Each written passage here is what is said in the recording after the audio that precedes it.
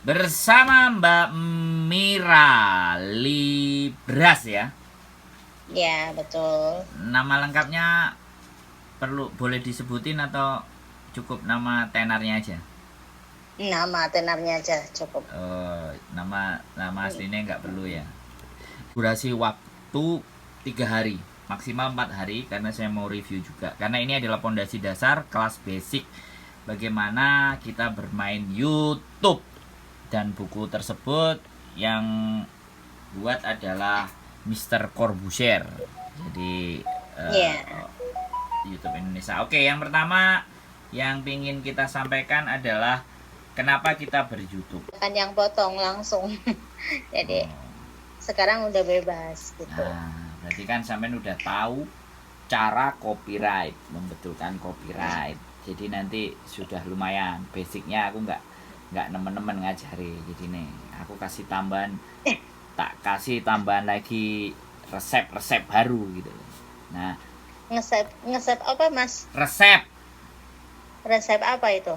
Ya resep bagaimana bikin video gampang, cepat, tidak susah, tapi bisa diupload. Iya. Oh, oke. Sama tadi. Saya suka upload. Upload apa? Sama suka apa? Ya, saya suka bikin video dalam bentuk apapun itu. Saya suka mengabadikan gitu. Jadi apa yang terjadi dan apapun itu yang saya lihat dan yang saya alami itu saya suka mengabadikan. Maka dari itu saya pilih YouTube gitu. Siap. Sebelum saya lanjutin, ini tak bikin konten. Kira-kira boleh nggak? Kontennya video ini loh, video kita belajar ini loh. Oh, kalau memang itu udah menjadi ininya Mas Andro, bikin aja nggak masalah kok Kan, buat saya. Soalnya ada sampean. Iya, cuman sayanya jangan acak-acak gini.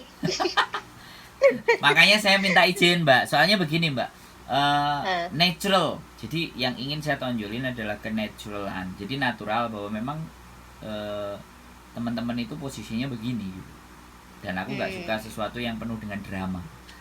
Makanya saya minta izin ke sampean. Boleh. Boleh. Karena itu salah satu juga prosedur Mbak.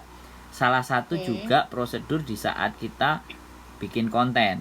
Karena ketika ada orang lain di dalam di dalam video kita, kemudian orang itu tidak memberikan izin Mbak, yang terjadi agak sedikit berbahaya.